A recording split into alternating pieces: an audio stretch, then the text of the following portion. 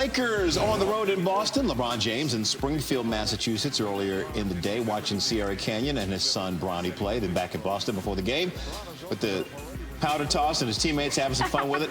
And Kemba Walker 0 for 28 against LeBron. First quarter, Daniel Tice inside finishes on the inbounds. Jaylen Brown with the steal. Can't get it to go. LeBron tips it to Kemba and Kemba tips it in. Oh, well. Foreshadowing of things to come. Wild play. Celtics up 3 at the end of the first quarter. Second quarter, the C's lead by 6. LeBron guarding Marcus Smart drives and watch this pass to Enes Kanter. I mean, this is a real good look right here. That's really good. That's really good. Celtics up 42-34 at that point. Later, Kemba layup. No, but Kanter put back 18 points, 8 boards off the bench in the first half. Sees up 14 at the break. Third quarter, the lead is now 16. Brown driving over LeBron. Oh, Jaylen. Oh, the bench loves it. Here is Brown on what he just did to the King. Just being aggressive and just made a play at the rim. I ain't gonna lie though, it was pretty nice. It was pretty awesome. Do you have it on a bucket list for today? I ain't gonna lie, yeah, exactly. Later, Jason Tatum, 3 up, 3 down, game high 27. His 23rd game this season with at least 20 points. A little later, Celtics up 25. Kemba fakes floater. He had 20.7 assists. He finally beats LeBron. C's win 139-107. He's beating a lot of people. I bet you not a lot of guys that have a winning record against LeBron James. But I mean, of course, you know, I'm happy I got one at least. But yeah, I mean, you know, it's only one. 1 in 28. You know, that's it. I'm on a new team, so I'm 1-0. It was just a good old-fashioned butt whooping. That's all. They beat us on all facets of the game, from the outside, the interior, points off turnovers, and offensive rebounds was the main ingredients of this L. This was the Lakers' worst loss of the year by any measure. Their 139 points allowed were the most they've allowed in a game this season. Their field goal percentage defense and three-point defense were also season lows. And if it could have been worse, it would have been worse if the Celtics didn't miss 10 free throws, tied for their second most this season. As for LeBron and his very busy day, here's Dave McMenamin. It's the Lakers, 139-107. They're on the short end. They had the 107. Let's retreat it. Lakers have been one of the league's best defensive teams this season. Celtics lit them up $139, the most LA has allowed this season. Boston dominated in transition, outscoring the Lakers 27-9. Jaylen Brown scored or assisted on 12 of those 27 by himself. Lakers, they're now just 1-5 this season when scoring under 10 transition points. Celtics also had the 3-ball working, shot 47% from distance, their best mark in a game this season in which they attempted at least 30 threes. Boston went 8 for 11 on uncontested threes, making more of those than the Lakers made total threes in this game. Let's head out to Boston. That's where Dave McMenamin is. Dave, the Lakers don't lose often, and they don't lose by a lot often, and they don't lose by a lot often when LeBron James is on the court. They lost by a lot with LeBron James on the court. How'd they handle the beatdown? Neil, they were kind of licking their wounds in the locker room after this one. Kyle Kuzma said they were weird from an energy standpoint all night. Frank Vogel said he challenged the team to bring it at halftime when they're already trailing, and they really weren't able to find any extra reserve. Rajon Rondo said it was ugly, and LeBron said, you know, it was a good old-fashioned butt whooping. And you look at the numbers, it was really tough. They're outscored by 14 in transition, outscored by 10 on second chance points, outscored by 10 in points in the paint, and the Celtics shot way better from the three-point line. So you add it all up, and that's what a 30-point loss looks in the NBA. Well, feeling good might come Wednesday. They play the Knicks at Madison Square Garden. Dave McMenamin from Boston. Before the game against the Celtics, LeBron James at the Hoop Hall Classic in Springfield, Massachusetts. His son, Bronny James, and Sierra Canyon taking on Paul VI. A young fan appears to throw something at Bronny James in the third quarter. That's not cool. Here's what LeBron had to say about it after the game. I mean, it's just disrespectful. I mean, and it was a little kid, too. I don't know how old that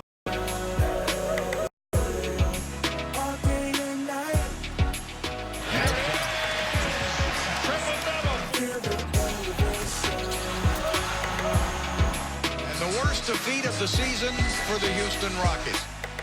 In the band, he put it in! And he has the MLK Day single game record.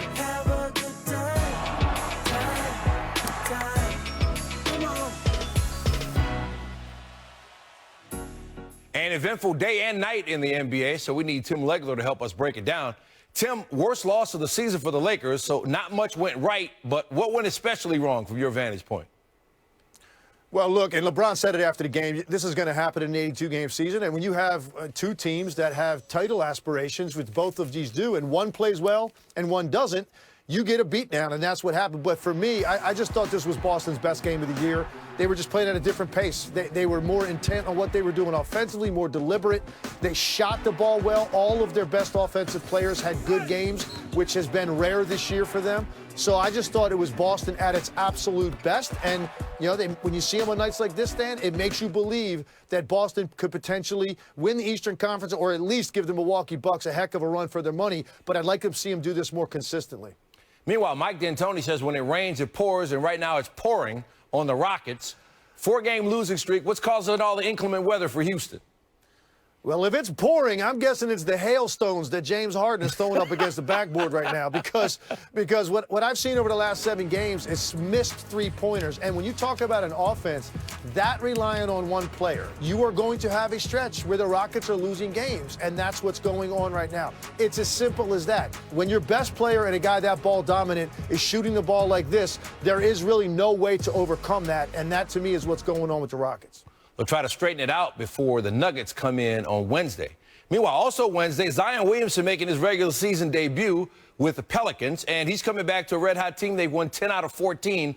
What do you expect Williamson to add for them? Yeah, I love the fact that they've already turned it around and turned the corner before he came back, because I think it takes some of the pressure off of him. They've found a rhythm now with this team, and it's a very young team, and they're playing really good basketball over the last month. And now you bring Zion Williamson to the mix. The combination of power, athleticism, the way he's built, he is made for today's NBA, the way the floor is spread. Going to be very difficult for teams to keep this guy out of the paint. And once he gets in there, he's going to finish unlike most players we've ever seen come into this league. So I'm excited for myself to watch him, for the league, for the fans. This guy's entertainment value, but he's also a very efficient basketball player. And now he's coming back to a team that has a lot of confidence. I think that's a great thing for him. Yeah, they've made a good chunk of this run without Drew Holiday, who missed 7 games with that elbow injury. So he came back Monday. So it's almost like a 2-for-1 getting both of them back. So it's going to be an exciting night Wednesday. Tim, we appreciate it. Thanks, Dan. Going to see LeBron hanging out on the pike with you. As he made his way to Boston, you were very wrong because he hopped in the chopper. He got in the chopper, made the 90-mile-plus journey, landed at the Garden at 5:28. As Coach Frank Vogel talking about the rambling man earlier. No idea. I saw him at the meeting this morning. I saw him on my phone this afternoon, and I saw him in the locker room tonight. And that's really all that matters. He's there when he was supposed to be there. We are joined now by Dave McMenamin. So outside of his travels today, really the biggest talker about this game is the reunion of the dynamic duo in LeBron and Anthony Davis. What's the plan for Davis's return tonight? Well, Anthony Davis will be worked back slowly into the lineup. He missed 5 games. The Lakers did quite well while he was sitting out with that backside bruise, but 28 minutes tonight will be the restriction. Frank Vogel said, simple math, 7, 7, 7, 7 each quarter. What you're going to see out of him is a heavy dose of post touches, a heavy dose of the 2-man game that they play. The Boston Celtics interior defense has struggled all season long. They're coming off a game in which they allowed DeAndre Ayton of the Suns to get whatever he wanted inside with 26 points. I think you're going to see a heavy diet of AD, even if it's not in the 30, 35-minute range. You're certainly also going to get a healthy dose of Kemba Walker, who makes his return after missing a game with a knee injury. Dave McMenamin joining us from Boston ahead of that 7:35 tip.